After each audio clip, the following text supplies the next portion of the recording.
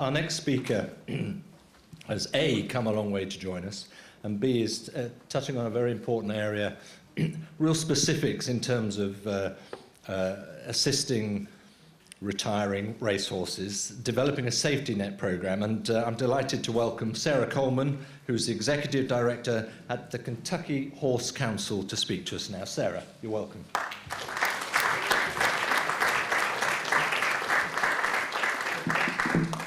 Thank you guys so very much for inviting me. I am so excited to be here to talk to you a little bit about what the Kentucky Horse Council does and programs that we offer to assist horses who could potentially end up in distress.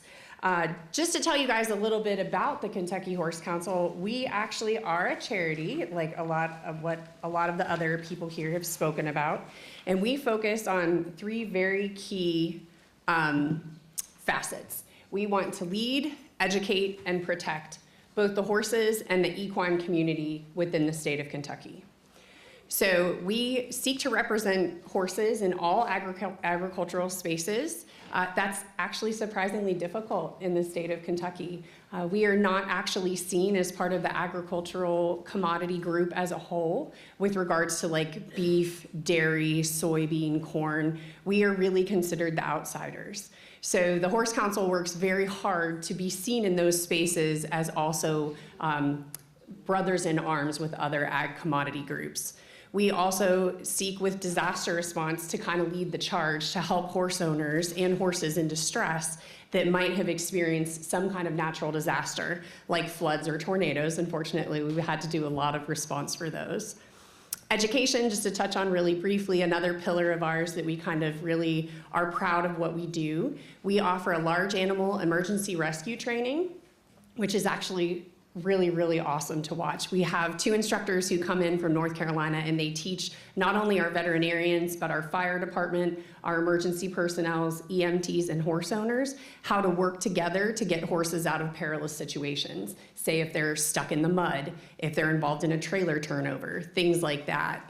Our livestock investigation training is really designed to help our animal control officers and horse owners who might be aware of a horse that they think looks thin or might be in trouble. It basically seeks to educate them on not only what to do if they see a horse in that condition, but also the proper channels to get help for that horse. What we're gonna focus on most today is what we consider our SOHO fund. It's called our Save Our Horses Fund, and that is what I think really applies to a lot of what you all are doing.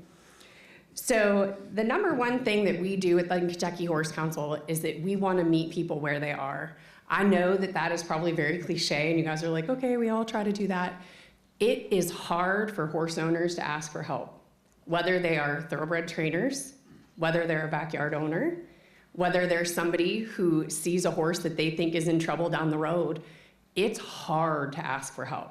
So we try very, very diligently to make sure that people are not afraid to come to us with a problem. It's very much what the other speakers here have echoed, right? Is you want to be a place of trust and not judgment. And it really does take determination to say, I'm going to start. I'm gonna start an organization that's gonna care for these horses. I'm gonna start a program to assist horse owners who are in trouble. But it's very important, it starts with one person. So these are the 3 kind of buckets that I call that the Horse Council focuses on that are absolutely scalable, whether to somebody who knows of 2 horses that need assistance with vet care, all the way up to someone who says, I am the head of this organization that has millions and millions of dollars and I want to see how many horses I can assist. So we focus very, very heavily on gelding assistance, euthanasia assistance, and feed and hay assistance. So just as a reminder, the Horse Council, we are a non-breed, non-discipline specific organization, so we seek to help all horses within the state of Kentucky, but it's absolutely applicable to say I want to help just retiring racehorses in any of these 3 capacities.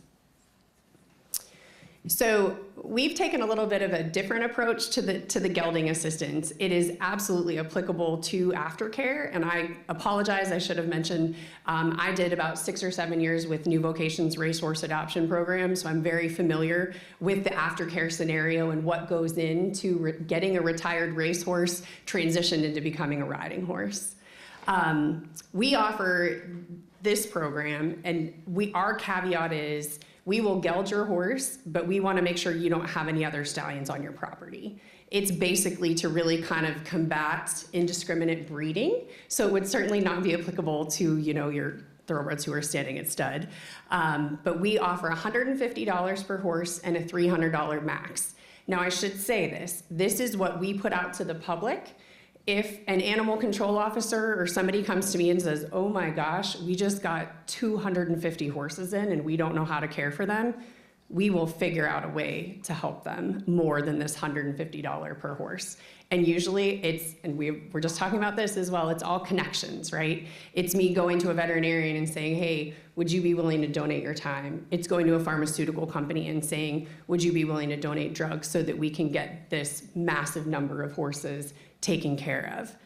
We also partner really heavily with a lot of other organizations within the state to try to do the most good. So I live in Lexington, we call it the Golden Triangle. It is an incredible place to live, but it's very hard for me to get into the further out counties of eastern and western Kentucky to make sure they know that the Horse Council is there and that it is a resource for them, even if they're not in this Golden Triangle, because we are the areas that get the most attention, right? We have the biggest population of thoroughbreds, and we have the Kentucky Horse Park, but we try very diligently to make sure that every horse owner in Kentucky knows that we're fighting for them, and we're there to help them no matter what county they live in. Of all 120 in Kentucky, we're there as a resource for them. So, and we always like to say a good stud makes a great gelding. We have these gelding clinics, we call them. We basically locate either a fairgrounds or a racetrack or a farm that is welcome to letting us ship horses in. And it's all word of mouth. We do social media posts. We might call some news channels around the area in which we're gelding. And we say, hey, bring them in. 8 a.m. to 4 p.m. If you have something that needs gelded, come on, we'll help you out. Additionally, in that time, I'm usually able to receive vaccinations, because a lot of these people, obviously, if they're struggling financially to geld, they might not be able to afford fall and spring shots, things like that. So we don't usually advertise that because we don't want people to take mass advantage of it, but we do also offer those procedures typically when they come in to be gelded. Euthanasia assistance. I know euthanasia is an extremely difficult topic. I will tell you, it is the greatest gift you can offer an animal who's suffering.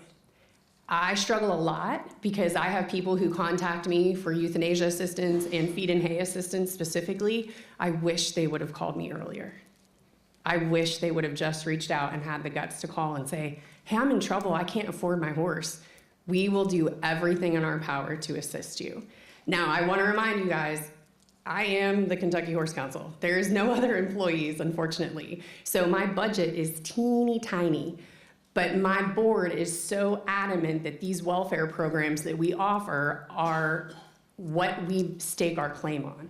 That if I say, hey, I actually, instead of $5,000 a year, I need like $6,500, maybe $7,000. Can we kind of shuffle some money around, and dump more into this health and welfare bucket?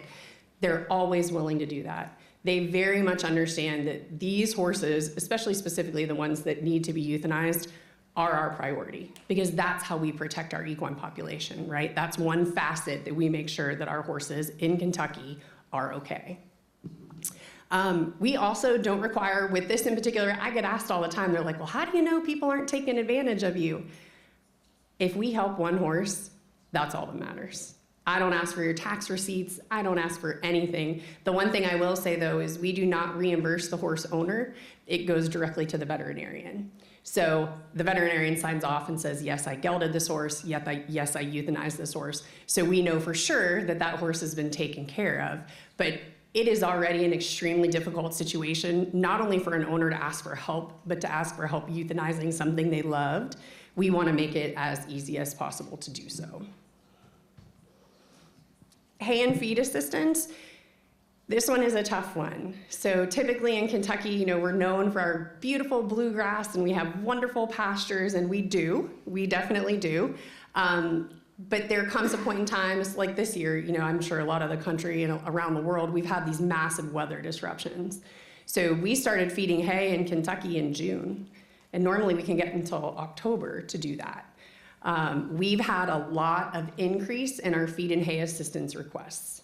Again, forward facing, we tell the public, if you fill out this form, we will feed 2 horses for 30 days.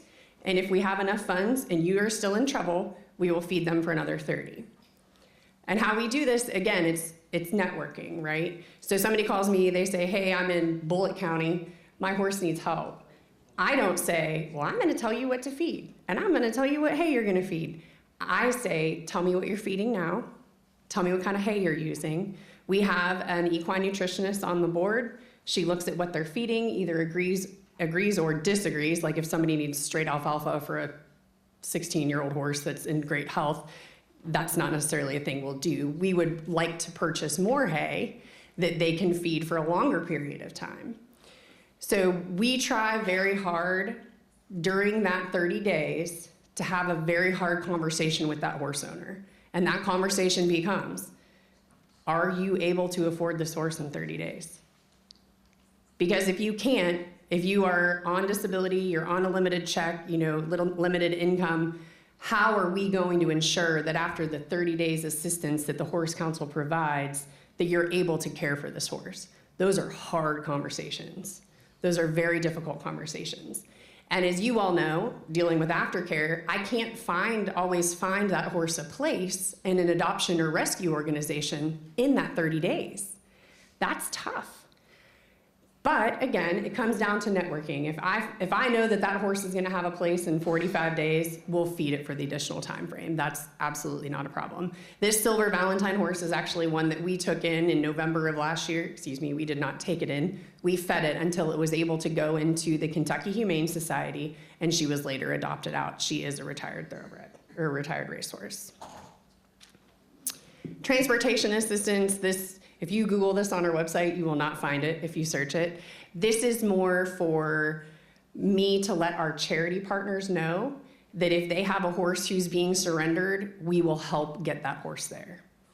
Again, a lot of what owners face are surmountable if you break them down into bite-sized pieces. And if they're saying, I can't surrender my horse because I don't have a ride for it, we'll find it a ride. We will make sure that horse gets to a place that it can be cared for in whatever capacity that means. If that means it's surrendered to an adoption organization in Kentucky and is then euthanized because it needs to be, we'll assist with that as well.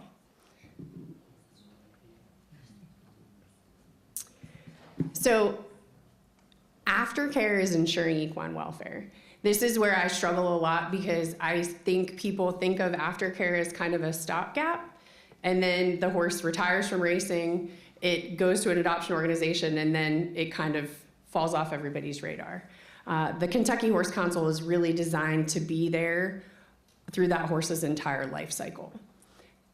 Again, our funding is a little bit different. The full license plate that I had on earlier is we get a percentage of every person in Kentucky who has a specific license plate.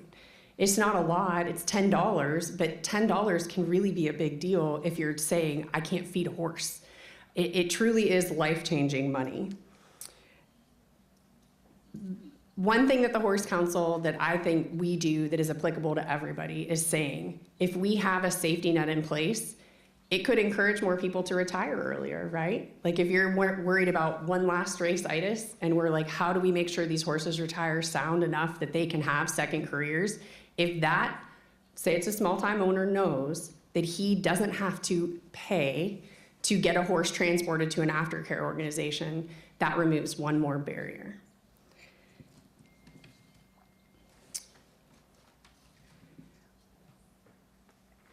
With regards to the gelding, I think of all of our pillars that we kind of do that are all very important.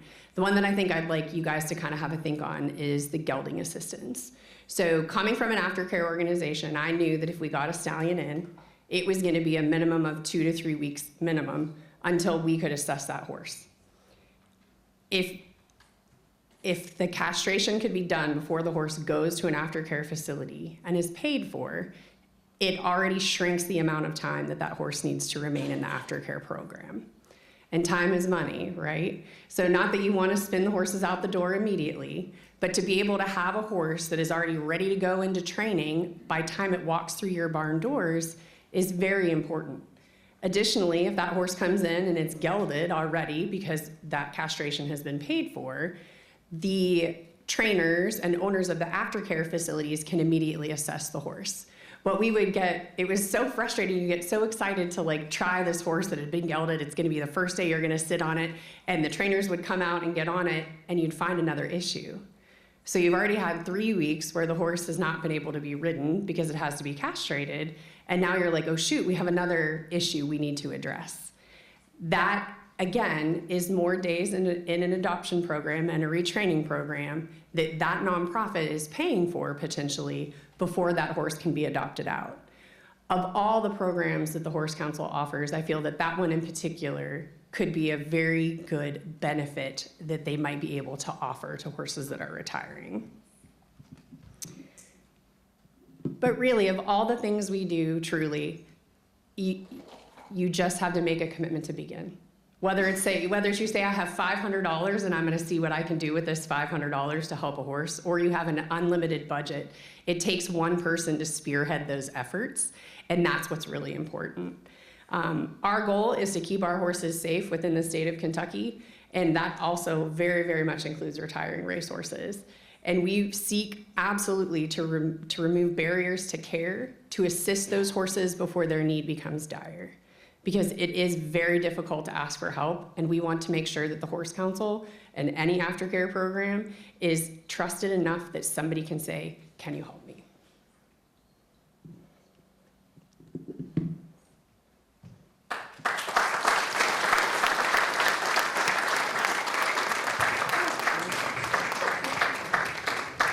Sarah, thank you so much for that. I think that's a really strong message about it takes guts as well to come forward and not wait to be judged, a fear of being judged. You've got to be open with this. I think transparency is one of those messages that's come through in the course of the afternoon. And again, the degree of collaboration that you're pulling together is perhaps a very strong message for many of the different bodies who are here